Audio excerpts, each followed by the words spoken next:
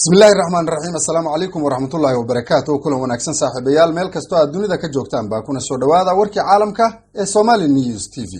qodobada markan aan idinku haynana waxaa ka mid ah dowladda Shiinaha oo fariin adag u dirtay dalalka ku bahoobay ee ururka G7 ee xagga dhaqaalaha hore uga maray Israa'iil oo yeelatay ra'iisul wasaare cusub kadib markii codka kalsoonida lagu riday ra'iisul wasaarihii hore. boqortooyada Jordan oo maxkamadeynaysa shakhsiyaad ku eedeysan afgambi lala damacsanaa oo fashilmay. faahfaahin ku saabsan filim laga sameeyay weerar argagixiso oo goorsii horeysay lagu qaaday masjid iyo xarun islaami ah oo ku yaala dalka New Zealand. qodobadaas iyo kuwo kale wixii soo kordha ayaad warka ku dhageysan doontaan haddii eebayd ma u diyaar garooba isaga oo faahfaahsan. mar kale kulan wanaagsan saaxiibayaal kuna soo dhawaada warka Somali News TV oo faahfaahsan. aan ku bilownay boqortooyada Jordan ayaa ka hadashay arrimo la xiriira afgambi la doonayay in lagu la wareego boqortooyadaasi.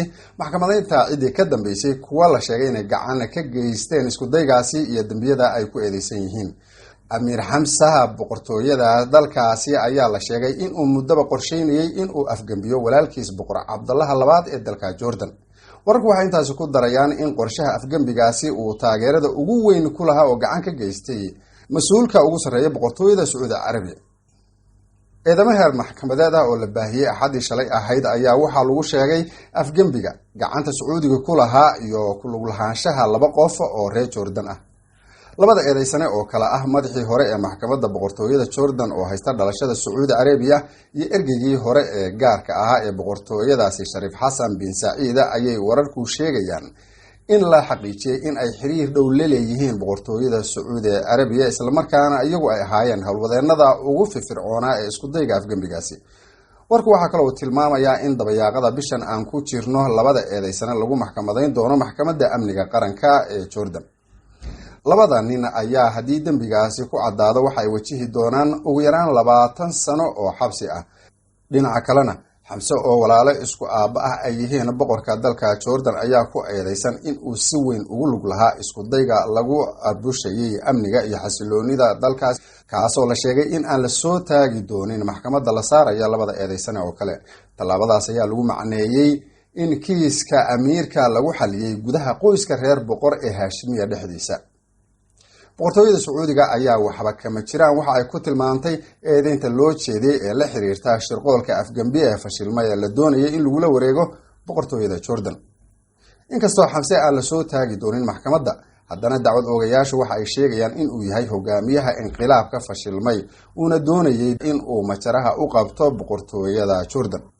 dacwadda la soo oogay ayaa waxaa kaloo lagu sheegay in Abdullah oo kamid ah labada eedeysane in uu xiriir aad u dhow la leeyahay dhaxal sugaha Sacuudiga Mohammed bin Salman iyo saraakiil kale oo ka tirsan boqortooyada dalkaasi Sacuudiga, isla markaana uu dibadda ku leeyahay shabakado dhinaca xiriirka oo kala duwan. Amiir Hamza ayay wararku waxay sheegayaan in waayahan dambaba uu aad uga walacsanaa mustaqbalka siyaasadeed ee boqortooyada, isla markaana uu qorsheynayay in uu majaraha mar uun u qabto boqortooyadaasi. gabadh soo saartay filim ku saabsan weerarkii argagixiso ee hore loogu qaaday masjid ku yaala magaalada Christchurch ee dalka New Zealand ayaa waxa ay ka laabatay soo saarista filimkeeda kadib markii iyada iyo filimkeedaba aad loo dhaleeceeyay.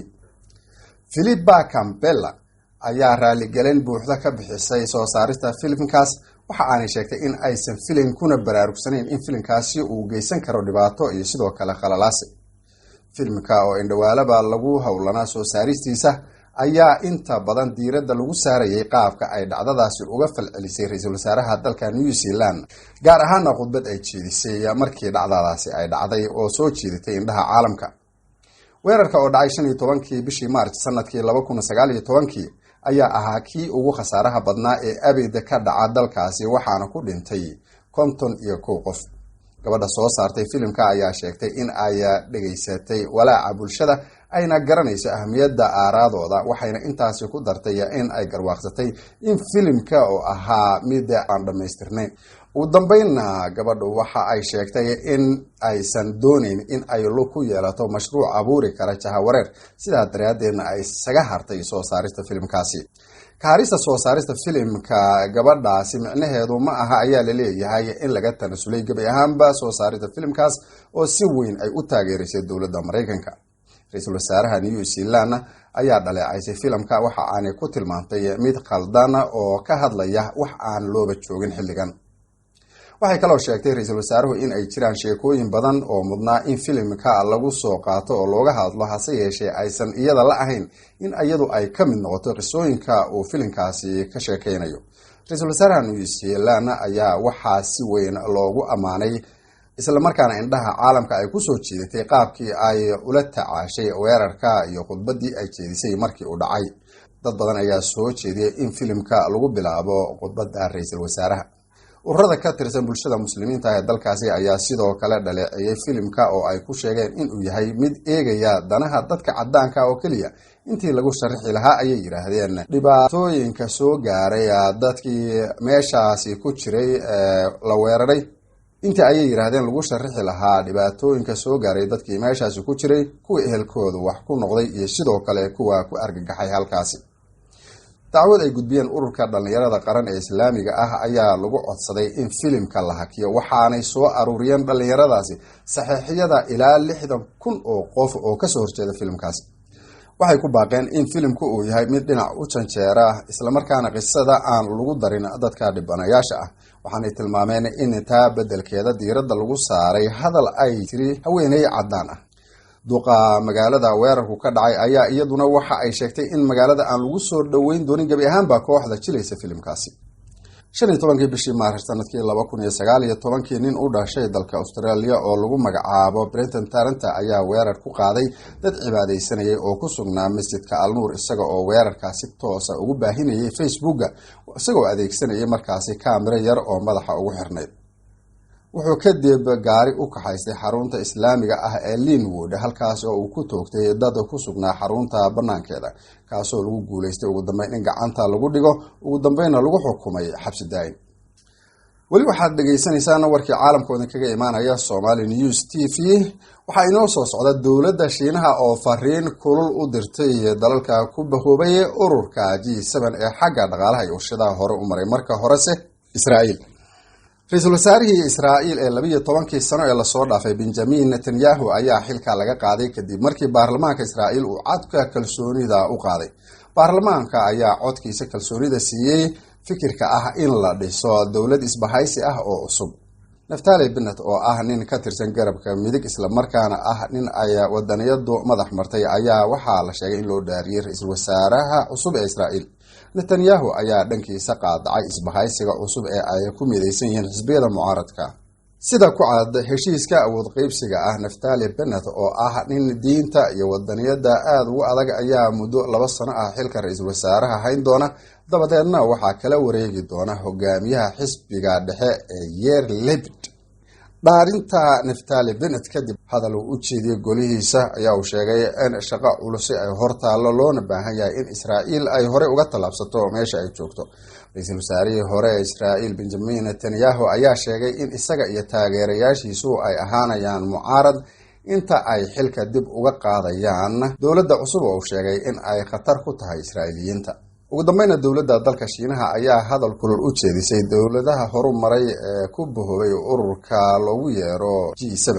afhayeen u hadlay dowladda Shiinaha ayaa uga digay hogaamiyaasha dalalkaasi si dhiirana ugu sheegay in aan la joogin xilligii kooxo yaryari ay maamuli lahaayeen dunida oo dhan, taasina ay tahay tallaabo waqtigeedii lasoo dhaafay. wuxuu intaa ku daray in go'aanada saameynaya dunida ay tahay in lagala tashado dalalka caalamka oo dhan.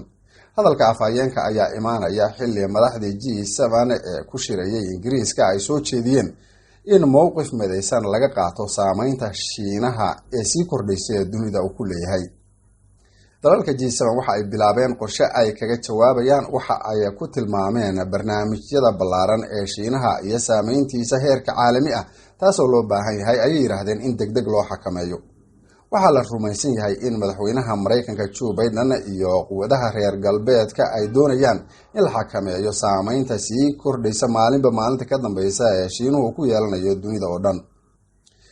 dowladaha G7 oo shir ku yeeshay magaalada London ayaa go'aan wadajir ah ku soo saaray in dalalka dhaqaalahoodu hooseeyo laga caawiyo wax ka qabashada isbedelada cimilada, cudurka COVID-19 iyo maalgelinta mashaariicda la xiriira kaabayaasha dhaqaalaha si ayay yiraahdeen meesha looga saaro barnaamijyada horumareed ee Shiinuhu ka wado dunida. laga soo bilaabo sanadkii 1998 oo kooxda uu ku biiray dalka Ruushka ayaa loogu yeeri jiray G8 hase yeeshee waxaa laga saaray sanadkii 2014 kadib markii uu sheegtay gobolka Crimea. Shiinuhu weligiis kooxda kama mid noqon inkastoo uu yahay dal dhaqaale badan haysta isla markaana ay ku nool yihiin bulshada ugu badan dunida. intaas ayaan saaxiibayaal ku soo afmeeraynaa warkii caalamka oo idinkaga imaanayay Somali News TV intaan markaa